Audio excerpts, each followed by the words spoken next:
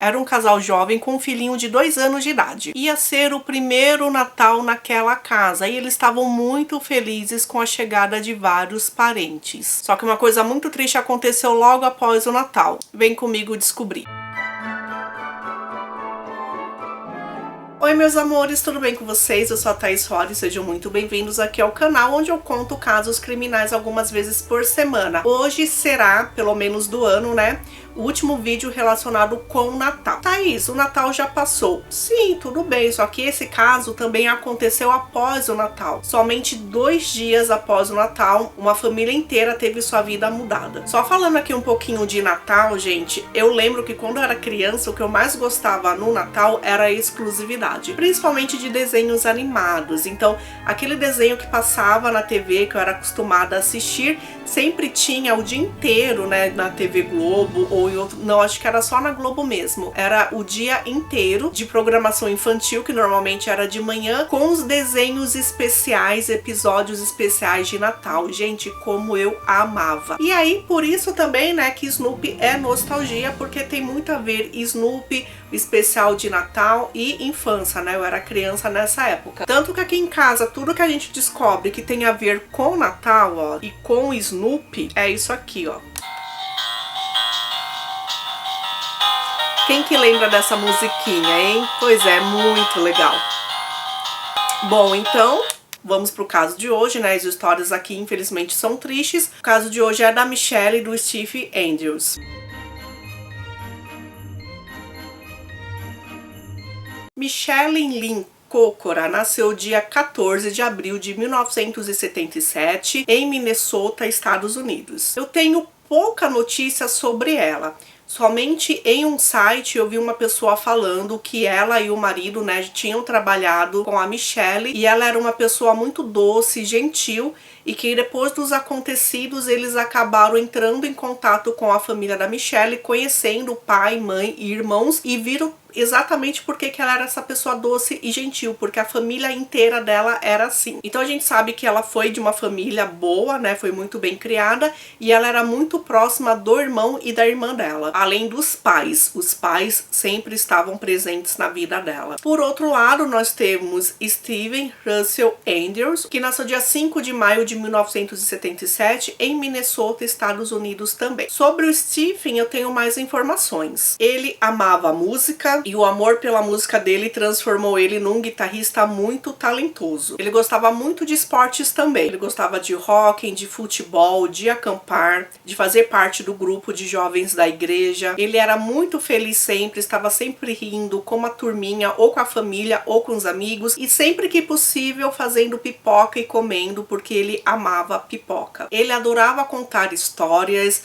então falavam que ele era um ótimo contador de histórias e que ele herdou isso da mãe dele. Ele sempre fazia o possível para ter a família perto, então sempre tinha uma viagem, um passeio anual que ele fazia com os pais, e ele também era muito próximo da irmã dele. Steve conheceu Michelle no primeiro dia da faculdade dele e foi amor à primeira vista, e ele sabia que aquela seria a grande mulher da vida dele. Ela se formou em nutrição e ele se formou em arquitetura. Então o que que eles combinaram? Eles se casaram naquele mesmo ano, 2000, e Stephen continuou estudando, ele quis fazer um mestrado, então enquanto ele estava fazendo o mestrado, Michelle quem trabalhava e cuidava da casa. Então ela tinha arrumado na área dela, né, como nutricionista, o emprego em um lar de idosos. Eles tiveram um menininho chamado Lucas, que nasceu dia 8 de outubro de 2003. Em 2004, quando ele se formou, né, quando ele terminou o mestrado dele de arquitetura paisagística, ele recebeu uma proposta de emprego muito boa, só que era outro estado, então eles se mudaram em 2004 para a Flórida. Então Steven e Michelle se mudaram para um condomínio considerado de classe média alta, onde inclusive vários jogadores, atletas moravam lá também, então assim, era um padrão bem legal, era considerado um lugar tranquilo, né? As pessoas vão para esses locais porque acham que a segurança é maior também. Ele trabalhava como gerente de projetos de uma empresa e ela também tinha arrumado um emprego em uma outra casa de repouso lá na Flórida, então a vida estava super bem, estava super feliz com o casal e com o filhinho. Para quem via de fora, era uma família assim como se fosse uma família de capa de revista. Então já passou um ano que eles estavam morando lá, agora estamos falando de dezembro de 2005. Eles têm um filhinho de 2 anos de idade e Steve comprou um violão para o filhinho, porque já que ele tocava guitarra, gostava de música, ele ia passar isso para o filhinho dele. A casa estava sempre cheia de gente, porque a família deles, né, resolveram todo mundo conhecer e passar o Natal com eles. Então os pais do Stephen foram, os pais da Michelle tinham ido alguns dias antes, então assim, foram dias maravilhosos. A casa estava decorada para o Natal, a árvore estava muito bonita, a escada também tinha várias coisinhas assim de Natal. Era um sonho americano, né? Os vizinhos falavam que eles eram um casal gentil, que nunca tiveram problema nenhum. Passando o Natal, os pais voltaram, então eram somente os 3 em casa. Dia 27 de dezembro de 2005, por volta das 7 horas da manhã, o telefone da emergência tocou. E quando o atendente respondeu a chamada, não tinha ninguém no telefone. Só que ela ficou ainda esperando um pouco mais, ela foi super atenciosa quanto a isso, né?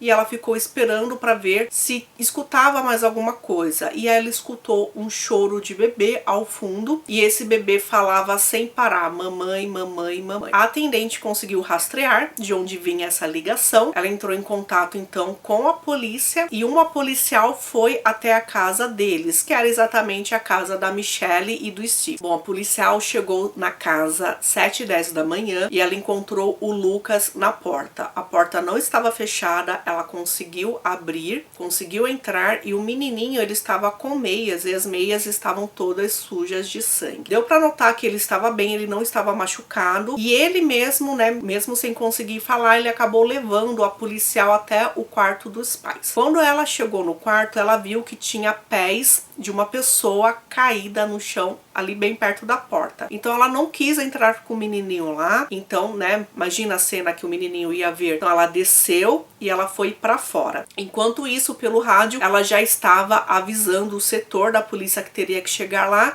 que era já o setor criminal. Enquanto isso, essa policial ela foi até o vizinho, que era o vizinho mais próximo. Ele atendeu a porta, ele reconheceu a policial porque a policial também morava ali no condomínio e ela pediu então que ele cuidasse do bebê enquanto eles resolviam o que tinha acontecido ali na casa do casal. Então é claro que ele já imaginava então que não foi algo bom e sim, claro, ele ia cuidar sim do bebê. A casa demonstrava uma casa de uma família amorosa. Então tinham várias coisas que o casal gostava, como miniaturas de prancha de surf, miniaturas de guitarra, uma tigela de pipoca, né, onde demonstrava que eles tinham comido pipoca no dia anterior, que era exatamente a coisa que o Stephen mais gostava. Tinha assim uma árvore de Natal grande, tinham vários presentes abertos, várias coisas para o bebê. Assim que eles entraram, eles encontraram a Michelle. Ela estava sem vida e ela estava com a camisola levantada e tirando a camisola ela estava nua. Ela estava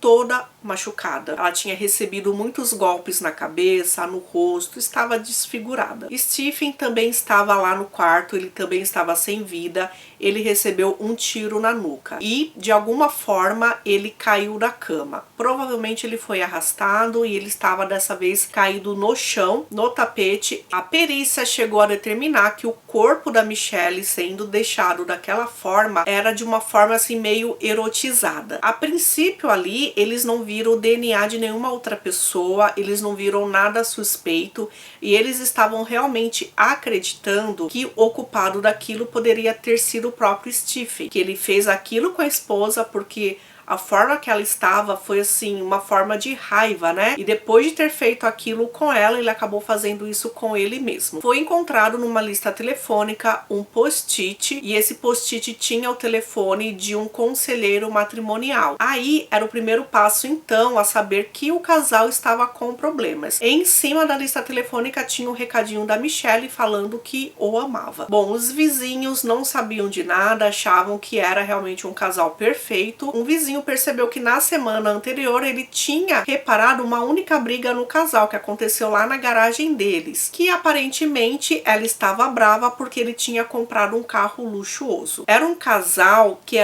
conservador com dinheiro. Dentro da casa deles, eles tinham poucos móveis, os móveis que eles tinham não eram luxuosos, então de repente o Stephen aparecer com um carro daquele era meio estranho, era meio fora da realidade deles, eles não viviam daquela forma. E a briga foi então por isso. Só que aí, se foi o Stephen que fez aquilo, cadê a arma do crime? Tinha que estar lá. Eles não acharam a arma do crime, eles acharam uma porta lateral que aparentemente sim, ela foi arrombada para a pessoa entrar. Então dessa forma eles começaram a procurar sim um suspeito. Também encontraram nas unhas da Michelle DNA que não era de ninguém conhecido. Então sim, houve uma terceira pessoa lá com eles. Bom, os vizinhos foram interrogados. Um dos vizinhos lembrou que assim que ele estava com visita em casa, era mais ou menos 3 horas da madrugada, e ele estava vendo alguns vídeos de Natal de família, né? Então ele estava com fone. Nesse momento, era por volta de 3 horas da manhã, o primo dele chegou. Olha, você escutou esse barulho? Parece que tem alguém gritando. Só que nisso, no tempo, né, dele tirar os fones de ouvido e tentar escutar alguma coisa, ele não escutou mais nada. Porém, o primo dele disse que sim, que tinha uma pessoa gritando, só que já tinha parado. E um outro vizinho disse que lembra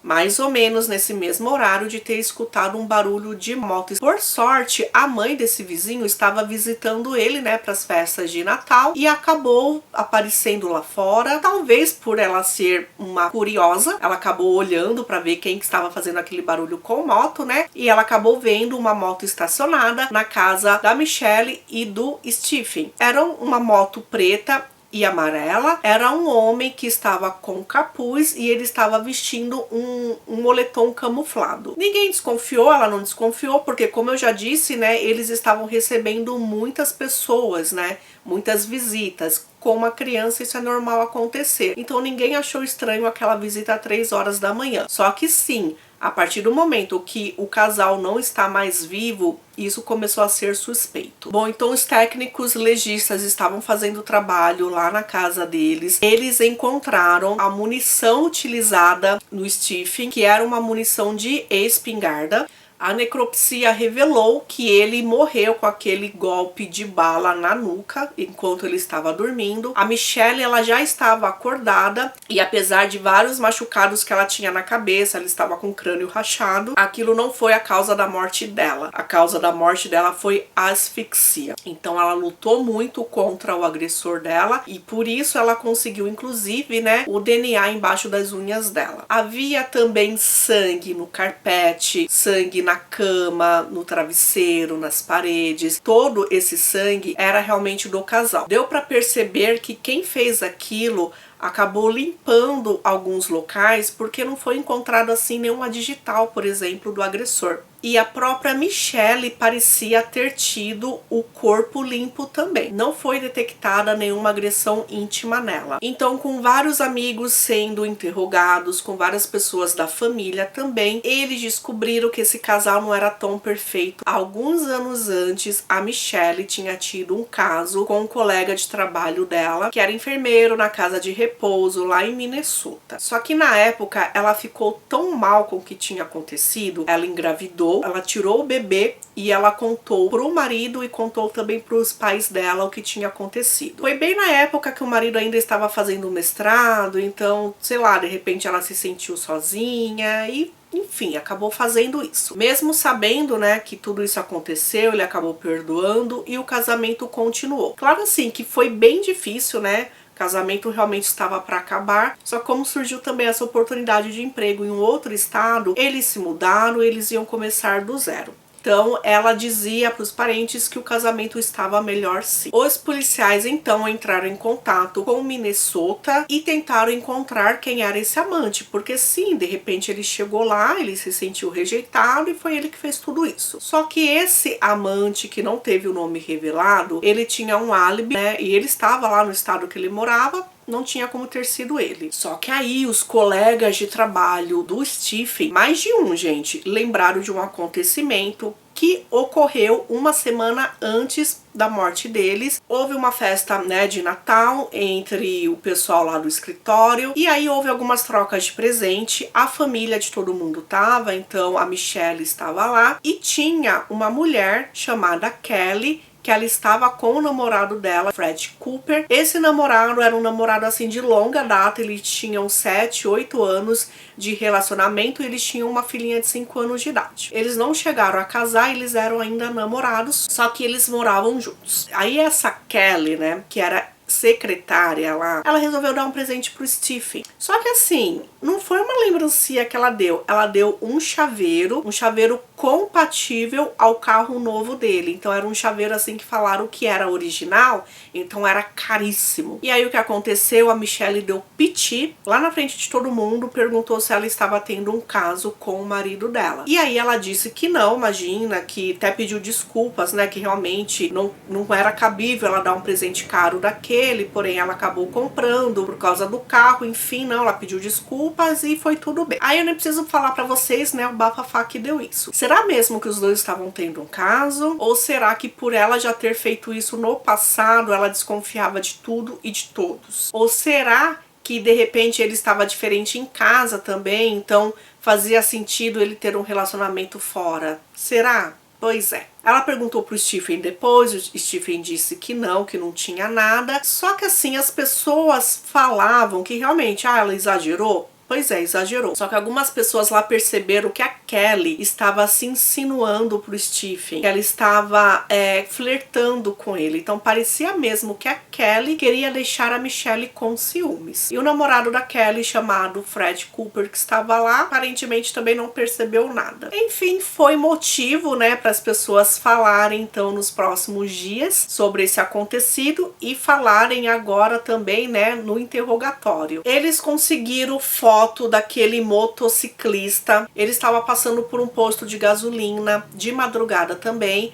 Só que assim, a imagem, ela foi uma imagem muito longe, muito ruim, não deu para identificar nada. Então eles colocaram essa imagem na mídia e pediram para que, se alguém tivesse, né, alguma pista, entrasse em contato com eles. Bom, quando os detetives eles foram olhar o e-mail do Stephen, eles viram muitos e-mails trocados entre ele e a Kelly. E eram e-mails que eles foram ficando mais profundos, mais eróticos e mais íntimos. Inclusive, gente, eles chegaram até falar dele se divorciar da Michelle e começar uma vida então com a Kelly. Então, ele e a Kelly se conheceram ali no ambiente de trabalho e eles começaram a ficar próximos por causa dos seus problemas nos relacionamentos. Então, ele não estava feliz em casa, ela também não estava. Ela estava para se separar do namorado. E aí isso acabou unindo os dois e eles começaram a ter um relacionamento. O relacionamento físico entre eles aconteceu somente uma vez, um pouco antes da morte do casal. Quando Kelly foi interrogada pela polícia, ela disse que não tinha nenhum relacionamento com ele. Só que, né, eles acabaram falando das provas e então sim, ela acabou falando que eles tinham esse relacionamento e que ele ia se divorciar da esposa para eles terem uma família juntos. E perguntaram se o Fred desconfiava, ela disse que não tinha como ele saber disso. Claro que ela passou a ser uma suspeita também, né? Bom, um tempo depois saiu uma nova pista. Eles receberam um telefonema de um homem que desconfiava do seu colega de trabalho. Ele disse que ele tinha um colega de trabalho que tinha um moletom, né, uma jaqueta parecida com aquele do cara que estava na moto, e tinha uma moto parecida também. E no mesmo dia que aconteceu tudo aquilo, porque aquilo aconteceu cedinho, né, e tal, ele viu esse colega no ambiente de trabalho e ele ficou mais ou menos 1 hora limpando a jaqueta dele e cortando inclusive parte de dentro da jaqueta, como se de repente sujou e vou jogar fora. Pois é. E aí, gente, quando foram perguntar o nome então desse colega de trabalho dele, ele trabalhava numa mecânica, né, esse colega era mecânico, o nome dele era Fred Cooper. Gente, Fred Cooper é o namorado da Kelly, que é a amante do Stephen.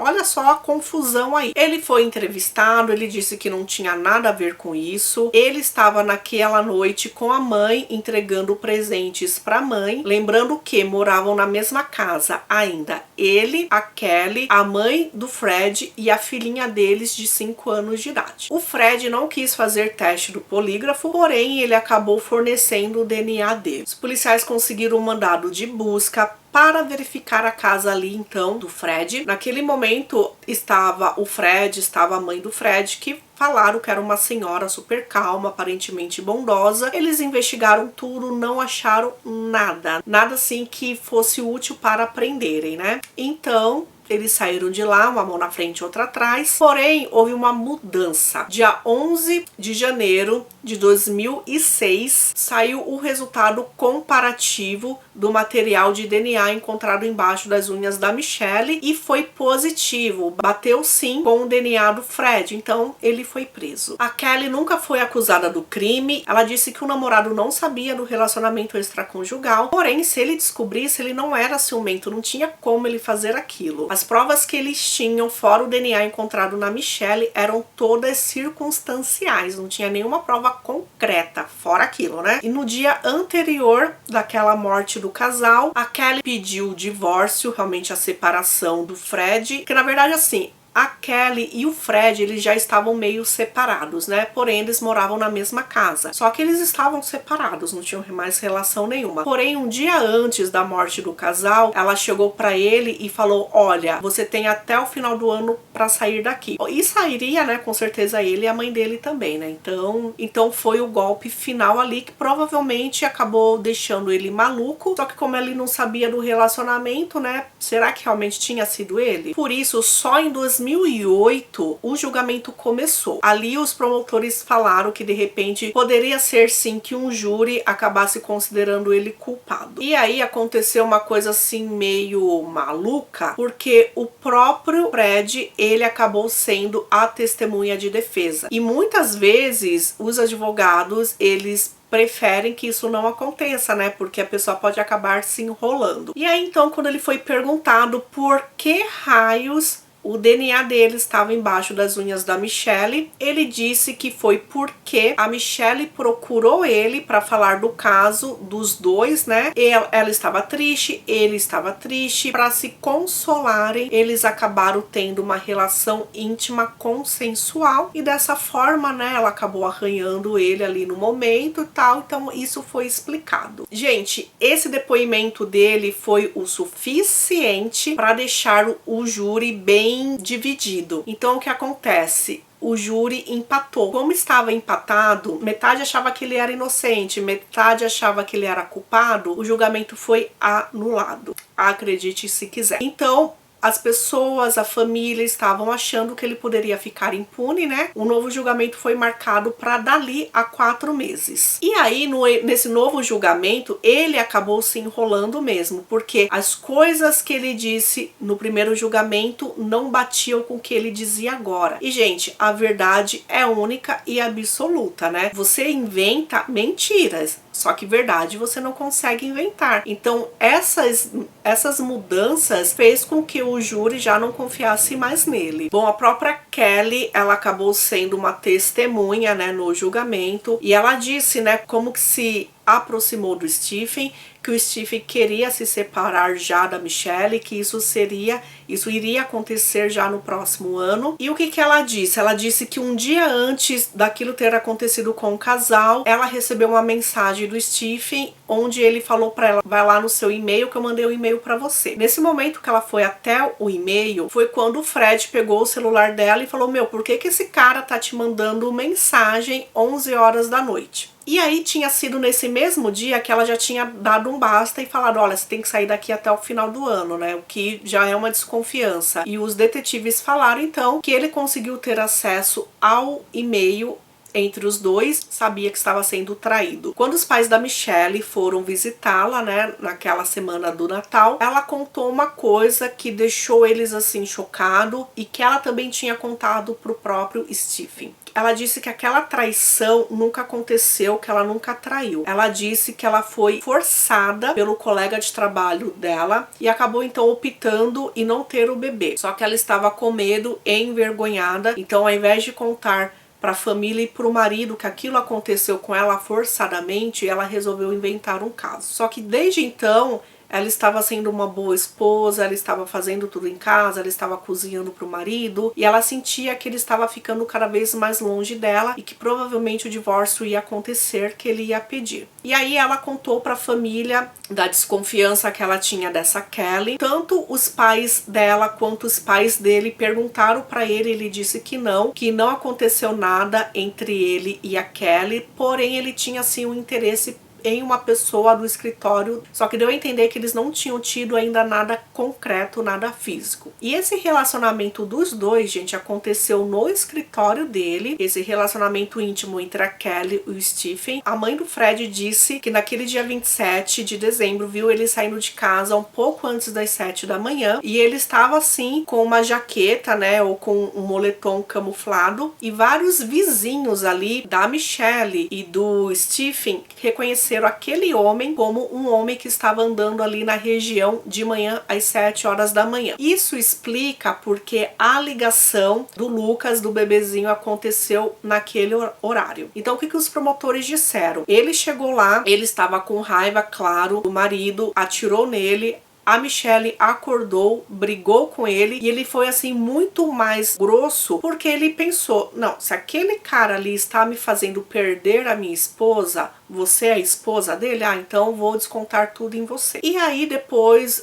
foi pra casa, de manhã deve ter batido aquela dor na consciência, né? Ele tem uma filha de 5 anos de idade, aí bateu aquela dor na consciência, poxa, o menino vai estar lá sozinho, como que aquele menino vai sobreviver, né? Então acreditam que ele voltou lá, por isso que a porta da frente também estava aberta. Ele voltou, ele ligou para a emergência e aí então foi da onde a emergência conseguiu ouvir o menininho chamando a mãe ao fundo. Como eu já falei para vocês, não tinha DNA, não tinha digital, fora o que foi encontrado na Michelle. Então ele limpou tudo muito bem. A jaqueta, assim, ele tinha uma jaqueta camuflada, só que não foi encontrado nada. Porém, aquele amigo dele, né, aquele colega de trabalho, disse que ele ficou mais de 1 hora limpando a jaqueta. Então não encontraria nada mesmo. Fora isso, a Kelly também lembrou que quando aconteceu aquilo no dia 27 de dezembro de manhã, ele ligou para ela, que estava na casa, né, de uma amiga. Por isso que ela disse que ela não tinha um álibi, né? Ela estava na casa da amiga, então essa amiga poderia estar protegendo-a. E foi daí onde ele falou que aconteceu alguma coisa com o casal, que ela tinha que voltar para casa. Algumas pessoas do trabalho dele também falaram que ele estava muito estranho, disperso no trabalho. Então assim, foram várias coisas, sabe, que foram contribuindo para que ele realmente fosse o culpado. Bom, nesse julgamento, o júri acabou considerando ele culpado, então ele acabou recebendo a prisão perpétua sem direito a condicional. Bom, hoje o Lucas, né, tem quase 20 anos.